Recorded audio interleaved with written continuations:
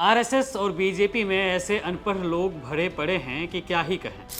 आए दिन झूठे बयान देते रहते हैं, भर दिन गांधी परिवार को बदनाम करने की साजिश रचते रहते हैं, दिन ब दिन जाहिलियत की सीमा पार करते जा रहे हैं।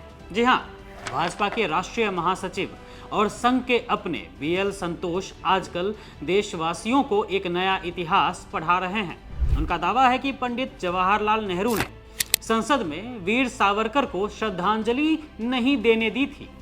अब इस दावे को सुनकर इतिहास भी अपना सिर पीट रहा है, क्योंकि हकीकत यह है कि देश के पहले प्रधानमंत्री जवाहरलाल नेहरू का निधन 1964 में ही हो गया था, जबकि सावरकर ने 1966 में दुनिया छोड़ी थी।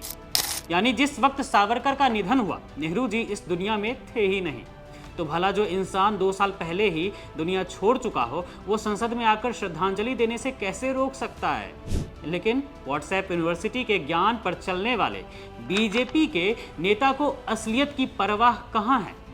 ये लोग तो बस किसी भी तरह हर बात का ठीकरा नेहरू जी के सिर पर फोड़ते रहते हैं, अपनी सारी नाकामियों पर नेहरू नाम का पर्दा डालते रहते हैं। दोस्तों, जब जब देश में महंगाई, बेरोजगारी या बुनियादी मुद्दों पर मोदी सरकार घिरने लगती है, तब तब भाजपा और संघ के खेमे से नेहरू का राग अलापना शुरू हो जाता है। खुद प्रधानमंत्री नरेंद्र मोदी ने संसद के भीतर कई बार नेहरू जी के नाम पर गलतफहमियां पैदा करने की कोशिश की है। जब शीर्ष नेतृत्व का रुख ही ऐसा हो, तो बाकी के लोग क्या करेंगे आप समझ ही सकते हैं।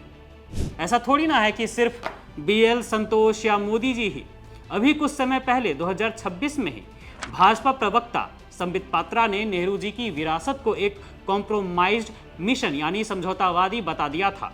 वहीं 2019 में भोपाल की पूर्व सांसद प्रज्ञा ठाकुर ने तो नेहरू जी को अपराधी और देश को तोड़ने वाला तक कह दिया था।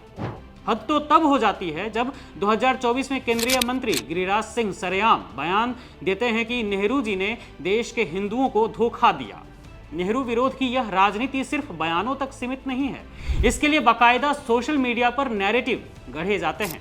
भाजपा आईटी सेल के प्रमुख अमित मालवीय ने 2017 में तो नेहरू जी के पवित्र चरित्र पर सवाल उठाने के लिए उनकी विभिन्न महिलाओं के साथ तस्वीरों का एक कोलाज ट्वीट कर दिया था।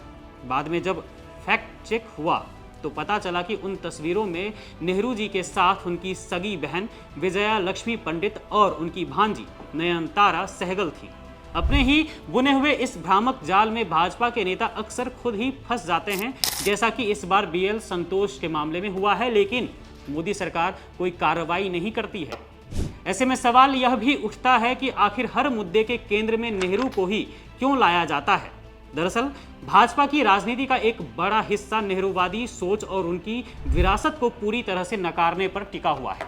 इसके लिए सावरकर जैसे नेताओं को आगे बढ़ाया जाता है और नेहरू के कद को छोटा दिखाने की कोशिश की जाती है। लेकिन इस सियासी खींचतान में बुनियादी इतिहास की वजह से बीजेपी हर बार मात खा जाती है, जैसे इस बार भी खाई।